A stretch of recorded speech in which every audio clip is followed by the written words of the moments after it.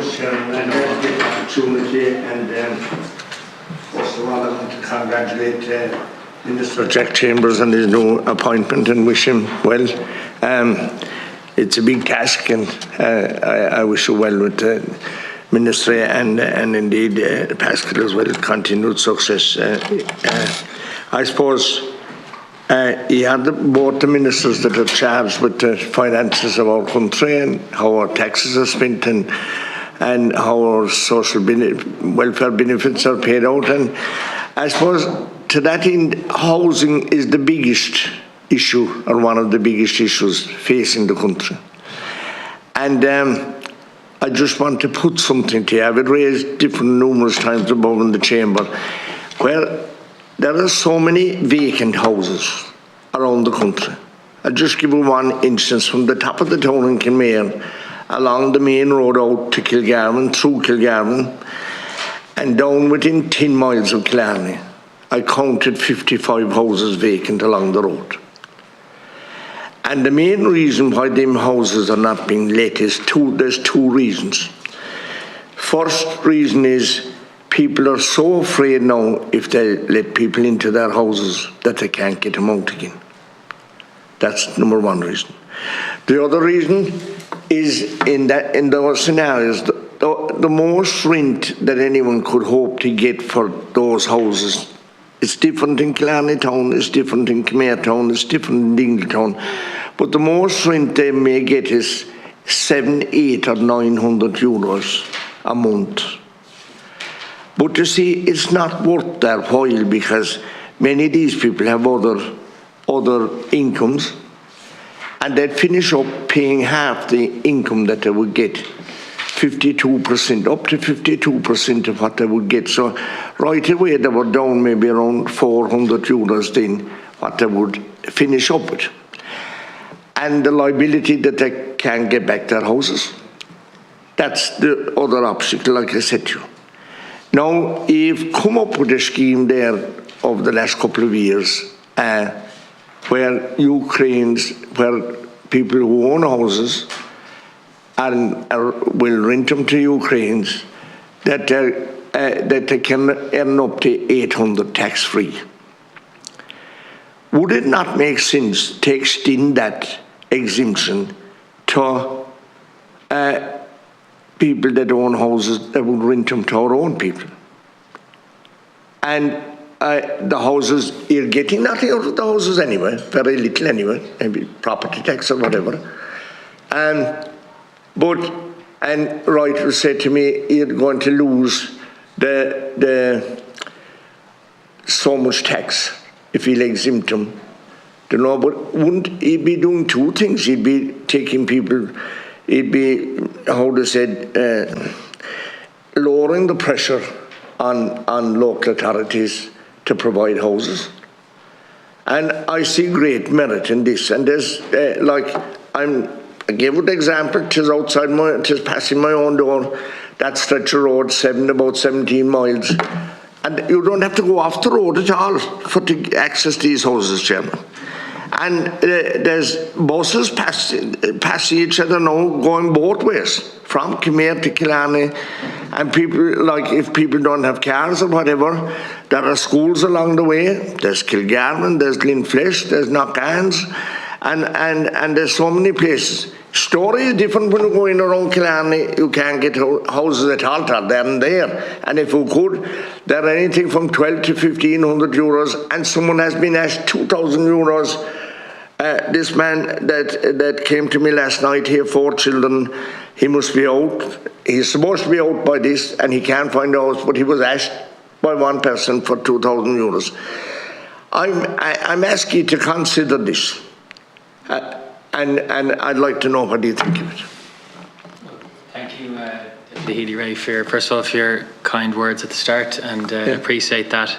What I'd say is there's significant work ongoing across government on the Housing for All plan, which Minister O'Brien is working, and there has been action taken relating to landlords specifically. So you'll be aware that in the Finance Act 2023, a measure was introduced for what we call the residential premises rental income relief, which was a tax relief for individual landlords of residential rental properties at a standard rate of 20% against private rented residential income of €3,000 in tax year 24, going up to €5,000 in 27, and that equates to a tax credit of €600 in year 1, €800 in year 2, and €1,000 in years 3 and 4. And in addition to that, and that was an estimated full year cost of €160 million. And separately, there's obviously an allowance for deductible expenses, which you'd be aware of. And separate to that, we've tried to support tenants as well with a tax credit. And we have, in the context of Budget 2025, we have a tax package overall of €1.4 billion, of which I expect a significant amount of it to go towards helping workers who've rising wages and ensuring that they're not levied with additional taxation as a result of that. So these are the questions we have to consider in the context of Budget 2025, and providing for a very specific measure that you've referenced has to be taken in, I suppose, in the round in the context of increasing housing supply and how we prioritise wider government expenditure. And as Minister Donoghue set out earlier on, there's increased provision for housing next year, and that trajectory is positive. And obviously our focus is on doing more around housing supply, not only around the direct involvement of the state, but also ensuring through the National Planning Framework, which is being reviewed, and the draft was outlined this week, and how we can ensure that with increased population we can have increased targets, but also that we also want supply within the private sector as well, and the role that the state can play around its direct funding, but also that's the important role of private capital as well in our housing market.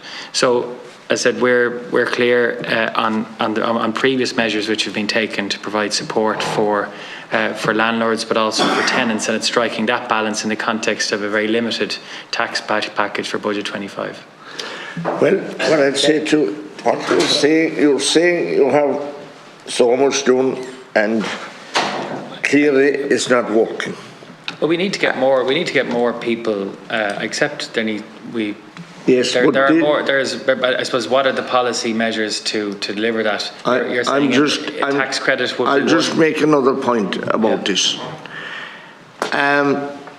This is working as far as the Ukrainians are concerned, because people like the idea that they don't have to pay any more tax. These people are paying 52%. They're in the 52% bracket, and they don't see it worthwhile doing up their house or spending money or going to the trouble. Because I said to you, the problem that they have as well then is they can't get people out. It is weighed totally against the landlord or the house owner. The RTB seem to be weighing down against the landlord. And you see, the other point is, I'm not saying that he should stop this incentive as far as the Ukrainians are going. But in the interest of fairness and our own local people that are having a serious difficulty in finding places to rent. And there's this discrimination here. And I'm asking you to treat our own people the same as the Ukrainians. If we won't do it for any other reason, do it for that reason. Because we can't be seen to be discriminating against our own local people that find it so hard. I had a woman bawling, crying half an hour ago on the phone to me behind in Fires. And she's going to have to get over to her house with one child. She can't find no place to rent. And the damning thing about it, the houses are there. And I could see that if there was a tax exemption for house owners like they're giving to the Ukrainians, fellas would go all out to put these houses in a suitable condition so that tenants could go into them. As it is, they're not being bothered. I'm sure you have them over on the cock side, over the boundary, over the border, and we're not far away from each other, Minister. That there are several houses, and that's the way they're going to stay until he do something like this. I was inside at the Agricultural Committee and I didn't know this was going on, but I'm glad to get the opportunity to put it into your heads and consider it. Consider it in the interest of fairness as well. We have to be fair to our own people. They're seeing this going on right around them. And they can't compete now. That's the truth. Look, I don't want to, if you could give me... Could I respond back to that? Please. So, Deputy, I have great respect for you, okay? You've been elected to Dáil Éireann on many different occasions, and on many different topics you do speak an awful lot of sense, which I recognise with all the experience that you have. But I have to honestly say to you, when I hear you talk about our people, I do flinch when I hear you say that. Because when you talk about, for example, the Ukrainians, of course they're not born in Ireland. And of course they are, we still have duties to people who live in our country and are born in our country, with the deepest of duties to them. But those people who are coming from Ukraine are leaving a country that's in the middle of a war. And they don't know when they're going to be able to go home. And if they do go home, they don't know what they're going to be going back home to. And I think we do have some duties to them as well to try to help them. And I just want to put that argument to you, because I think, while I don't believe you're trying to do it, using that language and that language becoming the normal part of how we describe migration begins to lessen significantly that person who's coming to our country. And I live in a constituency that has the housing difficulties that are every bit as intense as you do. And I have visited international protection centres, and I have visited that are in my constituency, and I meet those people and they're coming to Ireland from conditions that I can't even imagine, at times in ways I can't even imagine. And the point that I would make back to you, and I do so respecting you and the points that you make, is that kind of language and talking about our people, which implies there are other people as well. I just would put it to you honestly that there are consequences of that I think we should consider. And on your point, your specific point, and I'm not calling you anything, not having a go at you, I'm just making the point back, which I think I'm allowed to do. The point that you make about the €800 payment, which you're correct, it's a payment as opposed to a tax-free, but it is a payment. And then on that payment, there's no tax paid on it, you're correct. But in many of those circumstances, that has been made available then to people who have Ukrainians within their home and they're living with them. And I think that is different to renting out accommodation. I think there's a difference. Like in a lot of cases, that €800 is going to somebody that will have somebody within their home living with them. And we're recognising what that does and the effect that it can have, and saying in the absence of that, there's a risk that that person, the Ukrainian, might not have accommodation and could be homeless. I think there's a difference.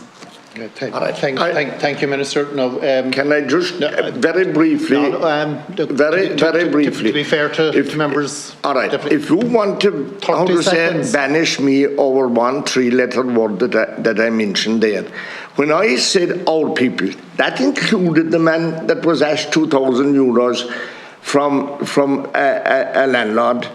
That the man I'm talking about is a Bangladeshi. That has been here, a Bangladeshi man that has been here for many years. I count him as one of our people that have been here. Maybe the word or business. Maybe we need to know what I'm talking about. I'm talking about the people that are homeless. You've made the point. No, and please just allow me to make it. I opened up my comment by saying how much I respect you, which should imply to you the last thing I'm trying to do is banish you, because I believe that's also completely unhealthy. We have to be able to have a debate and a discussion, which is what we're doing. Look, thanks, Jim.